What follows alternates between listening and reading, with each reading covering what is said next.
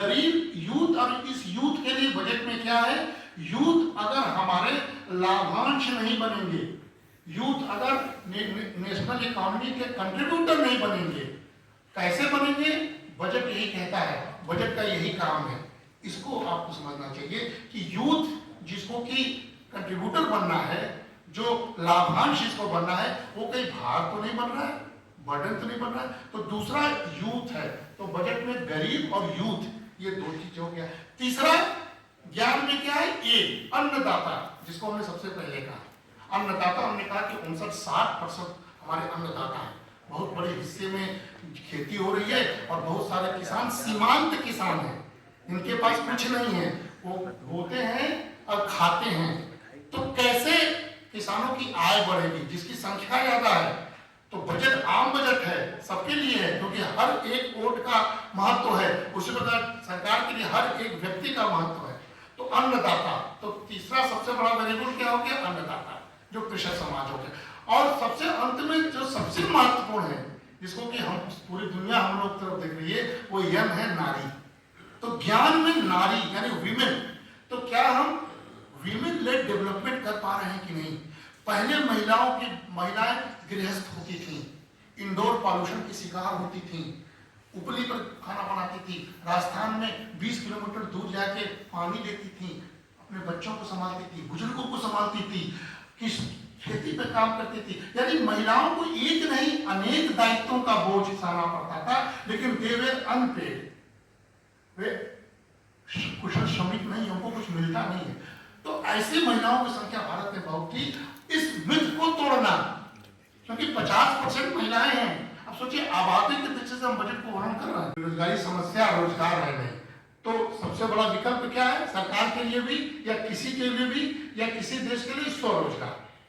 लेकिन स्वरोजगार भी कैसा होना चाहिए? जिसकी डिमांड हो, आप कुछ बनावें और हम उसको खरीदें ना।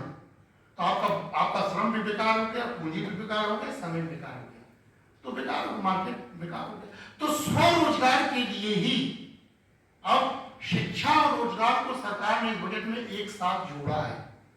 देखिए इस बजट में शिक्षा के बजट में कमी आई है, जो हमारे और सुजीत दुबे जी के दृष्टि से खराब बात है। हम लोग अभी भी नहीं मानते कि यूनिवर्सिटी सिस्टम में, कॉलेज सिस्टम में, स्कूल सिस्टम में बजट का अंश कम हो, क्योंकि उससे हमारी प्रोडक्टिविटी या हमारी क्षमता में कमी आएगी, क्योंकि हमको संसाधनों को जुटाने के लिए प्रयास करना होगा, जो हम लोग कर रहे हैं, अभी भी कर रहे हैं। तो इस बजट में शिक्षा दक्षता को जोड़ दिया गया। ये एक बजट की सबसे खासियत है, तो इसको मैनेजमेंट कह सकते हैं, इसको skill management of the budget कह सकते हैं, कि कैसे बजट के साइज को हम लोग कम ना दिखाएं, लेकिन शिक्षा में कोई आलोचना ना हो, लेकिन आलोचना करने वाले से हम लोग पकड़ लिए कि शिक्षा में आपने कम कर दिया, दक्षता में बढ़ा दिया। तो इसका मतलब ये हो गया, क्यों ऐसा किया, इसकी मंशा समझनी चाहिए। क्योंकि आजकल पढ़े लिखे रोजगार बेरोजगार हो रहे हैं, पढ़े लिखे नौजवान बेरोजगार हो रहे हैं। किसी देश में पढ़े लिखे नौजवान का बेरोजगार होना उस देश की छवि पर धब्बा है। एक पोस्ट निकलता है जो पियून का भी, तो उसमें लोग पीएचडी होल्डर्स के फॉर्म्स को देखते हैं, और पीएचडी होल्डर्स के फॉर्म्स प्यून लायक अक्षम है, क्योंकि जो प्यून रखेगा वो किसी डॉक्टर से। रूरल में 2 करोड़ की बात है, 3 करोड़ आवास की योजना इस वर्ष भी है, यानी आवास, किसी को छत दे देना, यही बजट का मूल धर्म है। एक परिवार का मुखिया सबसे पहले घर खोजता है, घर बनाता है, फिर भोजन की बात करता है। तो इस बजट में गरीब के लिए आवास योजना फिर से 3 करोड़ है, और वो 3 करोड़ जब आवास बनेगा तो हम लोग इकोनॉमिक्स में कहते हैं कि वो इंफ्रास्ट्रक्चर का डेवलपमेंट करता है। आवास बनाने वाला कौन होगा? मॉडर्न सेक्टर होंगे, उसमें काम क्या होगा? ईंटा, बालू, गिट्टी, सीमेंट और लोहा, ये मैन्युफैक्चरिंग सेक्टर जिसको हम लोग कोर इंडस्ट्री बोलते हैं, उसमें तेजी आएगी। यानी सरकार एक लक्ष्य को साधने के लिए चौतरफा काम कर रही है। यानी एक तरफ गरीबों का कल्याण, गरीबों को सशक्त, और गरीबों को सशक्त के पीछे जो धन खर्चा कर रहा है बजट में, उससे मैन्युफैक्चरिंग सेक्टर बूस्ट हो रहा है, उसमें जिसमें रोजगार भी हो रहा है। तो बजट में कुछ खास चीजें ऐसी हैं जिसकी कि आपको समझना पड़ेगा कि बजट कितना मेहनत से बनता है और किसके लिए बनता है। तो हमने गरीब के लिए बहुत सारे स्कीम है, आज भी मनरेगा हमारा चल रहा है, आज भी हम आयुष्मान भारत हमारा चल रहा है। तो गरीबों के लिए अगर आप देखोगे तो इस बजट में एक तरह से मद जो है, अच्छा खासा मद गरीब के लिए और किसान के लिए, यानी 1.5-2 लाख करोड़ रुपया हम लोग पिछले बार से वृद्धि है, लेकिन वृद्धि की गति कम है क्योंकि हमारे संसाधन सीमित हैं। मैं बार बार बोल रहा हूँ, लेकिन अगर बढ़ते हुए गति से हर बजट में हम कुछ काम करते हैं तो हमने कहा ना कि एक एक कदम हम आगे बढ़ेंगे और विकसित भारत कराएंगे।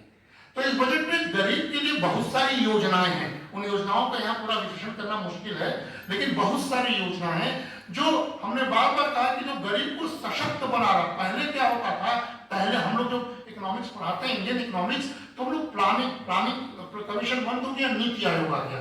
अब बंद होने के पीछे यही कारण था कि पहले जो है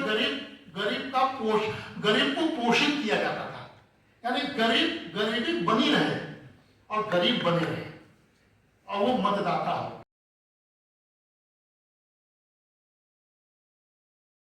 यानी हर व्यक्ति को, समाज के हर व्यक्ति को अधीति यानी निरंतर अध्ययन करना होगा। और अध्ययन का अर्थ कदापि नहीं है कि उच्च श्रेणी का अध्ययन, विश्वविद्यालय का अध्ययन या किताब और पुस्तक का अध्ययन, नहीं, ऐसा नहीं है। अध्ययन स्वाध्याय भी होता है, जैसे हम लोग स्वदेशी की भाव में करते हैं, वैसे अध्ययन भी आपका ऑब्जर्वेशन है। तो आपको निरंतर जितने भी स्वदेशी बंधु और हमारी बहनें हैं उनको